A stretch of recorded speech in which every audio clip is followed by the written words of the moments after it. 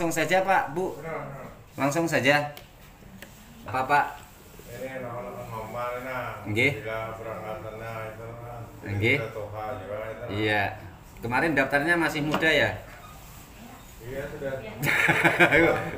Ya, oke. Tahun berapa daftarnya? Bisa kita lihat dokumennya. Mulai mana Pak? Mulai Puro. Di Kuronya Pak di mana? Kecamatan. Oh, Padang Luas ini aja berarti. Pendaftar 2012 bulan Februari. Sama anaknya lah. Jadi gini Pak ya, untuk penjelasan kepastian keberangkatannya, kita itu masih menunggu yang nantinya pemberangkatan 2023 itu seperti apa. Artinya berapa orang yang diberangkatkan, ya. Jadi sekedar Bapak ketahui bahwasanya yang berangkat tahun ini tadi itu adalah pendaftar 2010. Pendaftar 2010 itu belum habis. Berdasarkan kebiasaan, 1 tahun pendaftaran itu bisa 4 hingga 5 kali pemberangkatan baru habis. Gambarannya pemberangkatan itu 1 Januari, Februari, Maret itu bisa 1 kali.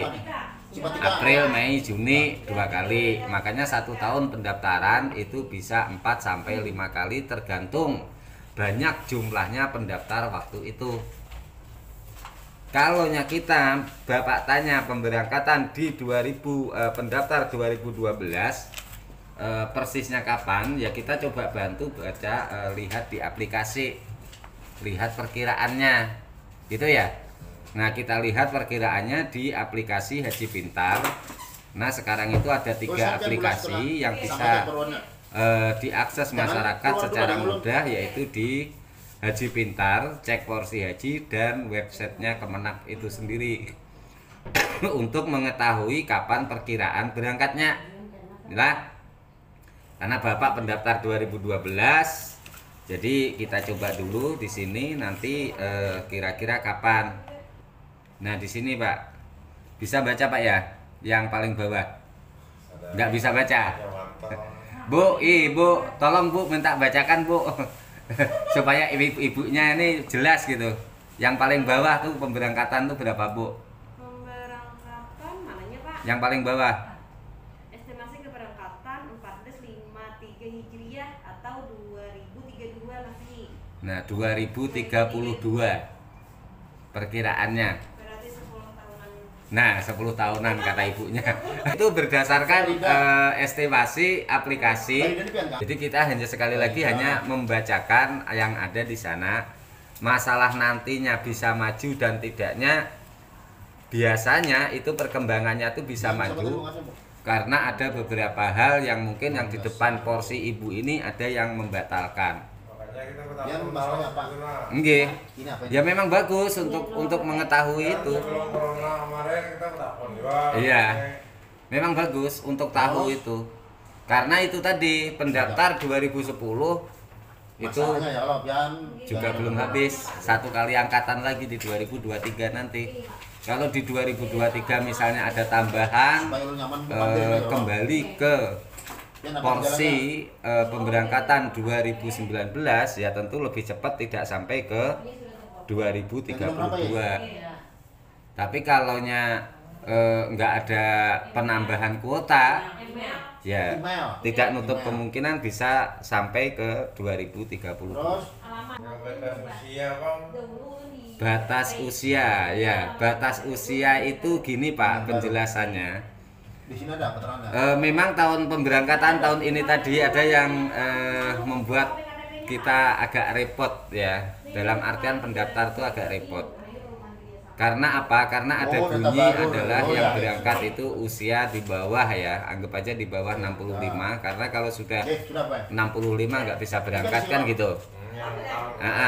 Itu adalah aturan keberangkatan di tahun 2022. Nah, aturan keberangkatan di tahun depan atau tahun 2023 kita belum tahu.